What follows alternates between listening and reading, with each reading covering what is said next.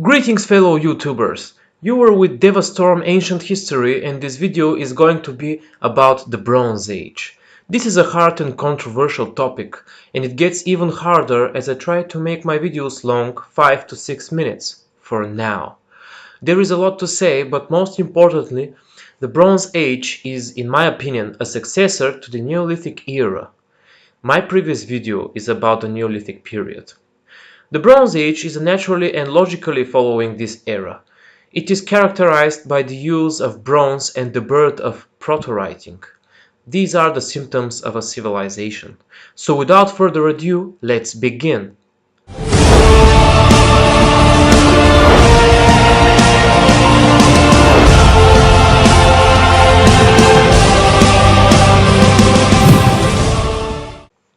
The Bronze Age. This is considered by many historians as the next technological period of the antiquity, with the usage of bronze not only in the daily lives of the common people, but also it has been used in warfare. The history of the world is war, and every knowledge, metal, resource is a weapon, same thing as today. The discovery of bronze enabled people to create metal objects, which were harder and more durable than previously possible. Bronze tools, weapons, armor, and building materials such as decorative tiles were harder and more durable than their stone and copper predecessors.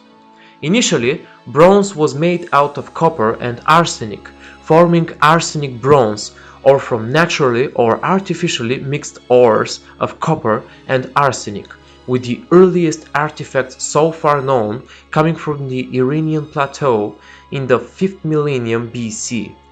It was only later that tin was used, becoming the major non-copper ingredient of bronze in the late 3rd millennium BC. Tin bronze was superior to arsenic bronze in that the alloying process could be more easily controlled and the resulting alloy was stronger and easier to cast. Also, unlike arsenic, metallic tin and fumes from tin refining are not toxic. The earliest tin alloy bronze dates to 4500 BC. Other early examples date to the late 4th millennium BC in Egypt, Susa, Iran, and some ancient sites in China and Mesopotamia. As I said in my previous video and in my description, we need to know what the historians wrote. Christian Thompson is a Danish antiquarian, historian, and an archaeologist. He is the first one to define the so-called three-aged system.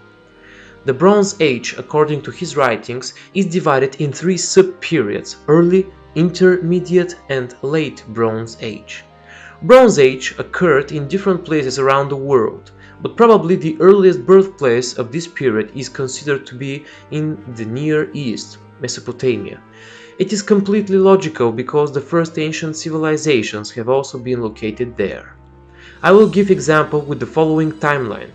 As we can see, the early Bronze Age is between the 3500 to 2200 BC, and we can see it in the reflection of the first Sumerian cities and Arcadia.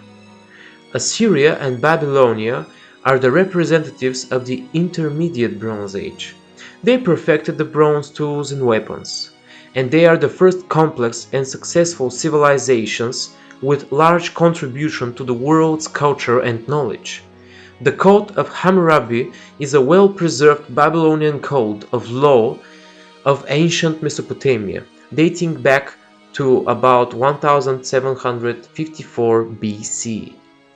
Assyria grew to be an empire for a long time before its collapse in the 7th century BC. The cause for the success of these civilizations has been triggered by the use and perfection of bronze tools, weapons, armors, etc., and the fertile lands which they farmed. The consequence is the cultural and scientific heritage these civilizations left for us. The Kassites are the last reflection of the late Bronze Age in the Near East. They controlled Babylonia after the fall of the old Babylonian Empire. They ruled over Babylonia for 500 years and left their mark in the history of the Near East. So, fellow YouTubers, that's it for today. If you have any questions, write them in the comment section below. I will always try to answer them as soon as possible. And don't forget to subscribe, because we're just beginning our journey back in time to see together where we come from and where we are going to. Next video is about to be uploaded next week, so you must only subscribe so you can see it.